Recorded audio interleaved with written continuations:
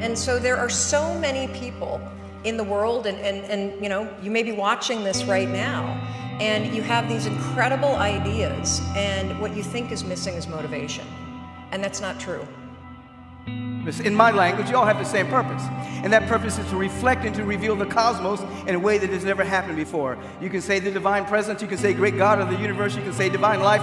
Whatever it is, we have the purpose to reveal this presence, this cosmic happening, to localize the cosmic happening in a way that has never, ever happened before. We all have different missions of how we do that, but our purpose is to reveal that, and that is how you break free from the status quo. People always say, oh, haters motivate me. That line right there drives me insane. If negativity is your motivation, it's impossible to turn your ears off to the good and the bad, or to pick one or the other. You know, if you're listening to their negativity, you're also gonna have big ears, we call it, to the compliments and the yes men. And the minute you're allowing someone else to control your day, or control your motivation, or control your wavelength of life, you set yourself up for failure. These are amazing times, and in order for us to wake up, we need a wake-up call. And if you can frame the circumstances to see that's an opportunity for everybody to pause and retreat from their lives, and by removing the constant stimulation in their external environment that reminds them of who they think they are as a personality, they're not going to the same places, they're not seeing the same people, they're not doing the same things, and they're actually confined to kind of a personalized retreat in the comfort of their own home. The death of emotions is primary, because when your emotions always skew the way you see reality.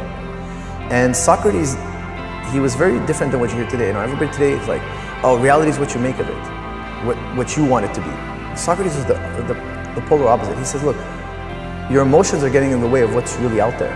You need to start checking your emotions at the door and just see what the world actually is in itself. I have this misguided notion that everybody in life should just be honest, just be themselves. Whereas the truth is, we're never really ourselves. As a social animal, we're always wearing masks, we're continually acting. But if you looked at yourself in the course of a day, you would realize, anybody would realize, how many different masks you wear. Now, the beauty behind this is who you're going to emerge as. And sure, the conditions in our environment are causing us to be uncertain. And in uncertainty, when things, we can't predict certain things, we move from everything that's predictable and known to this realm called the unknown. Mindset I'm defining as what's possible in your life, right? Think about the area that you're not making progress in, and mindset is the set of assumptions and attitudes we have around something, around how the world works, especially what we believe is possible, what we believe we're capable of, what we believe we deserve. And the fact about human beings is that we are not designed to do things that are uncomfortable or scary or difficult. Our brains are designed to protect us from those things because our brains are trying to keep us alive.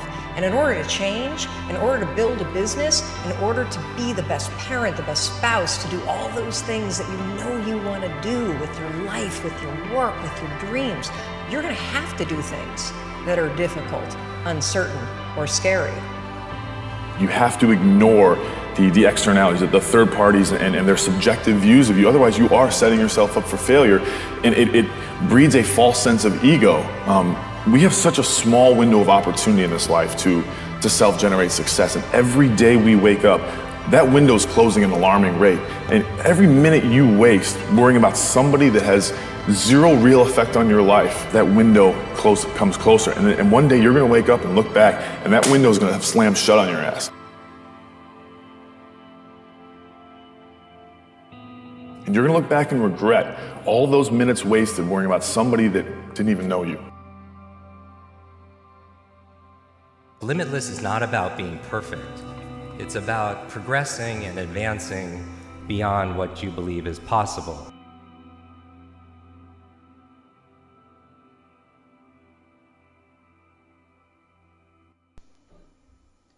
Run towards your dreams.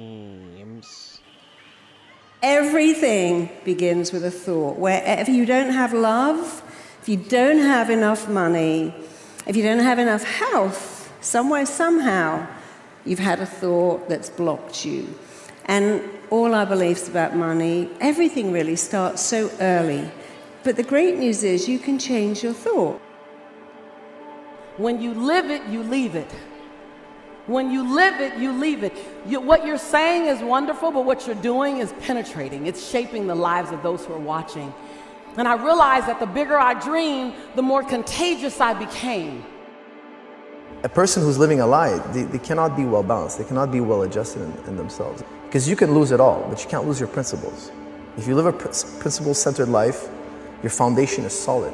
Whereas if you, let's say for instance, you have a great company, you have a lot of money, and you base your life on having this, well, you're going to be an insecure person because money and fame and fortune is frail. You can lose it in an instant. You can wake up tomorrow and for whatever reason things fall apart. Now if you based your life on this, your base of your life will crumble. You can't base your life on something that's frail, that can be taken from you. So according to Stephen R. Covey, the human psyche will always be healthy if it bases its life on principle.